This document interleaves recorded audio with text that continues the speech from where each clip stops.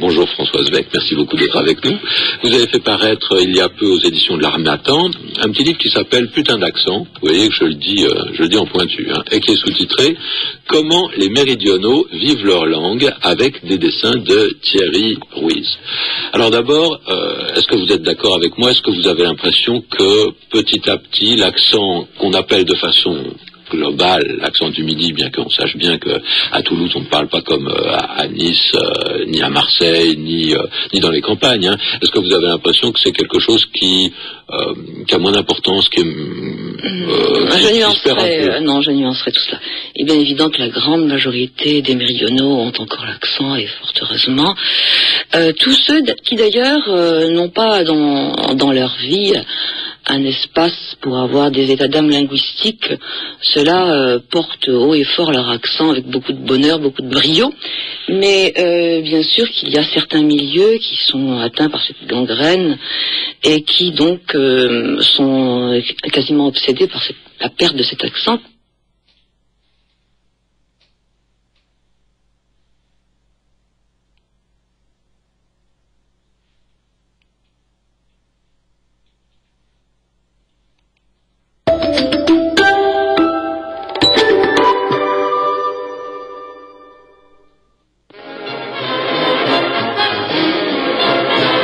Je suis arrivé à Paris le 25 août, venant de chez moi.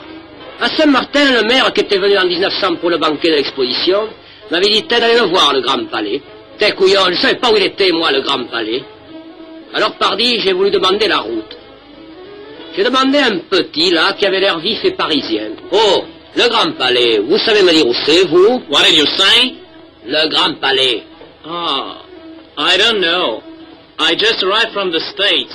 Yesterday. Paris, ses Champs-Élysées, ses toits gris, ses quais de Seine, sa tour Eiffel, la capitale de la France charme 47 millions de visiteurs par an.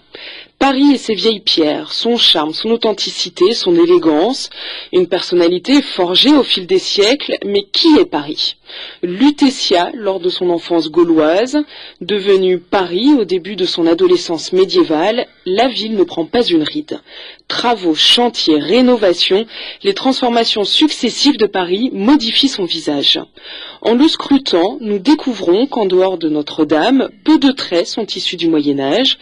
Il reste quelques lignes de la période royale, mais la majorité des bâtiments à Paris sont de gros immeubles à l'allure générale standardisée, assez massifs, avec 5 étages et un balcon filant sur toute la façade. C'est le fameux immeuble haussmannien de 1870. Il persiste également quelques frivolités 1900 avec les discrets et élégants immeubles aux jolies portes piétonnes.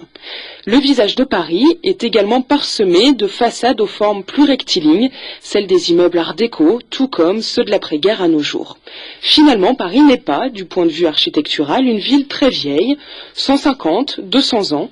En fait, son urbanisme est encore plus jeune que cela. En cette fin d'année 1966, Paris présente à nos yeux le spectacle d'une ville en pleine gestation. On démolit, on creuse, on bâtit, dans le grondement des excavatrices et des marteaux-piqueurs, tandis que les grues des chantiers dressent sur le ciel parisien leurs flèches graciles et puissantes.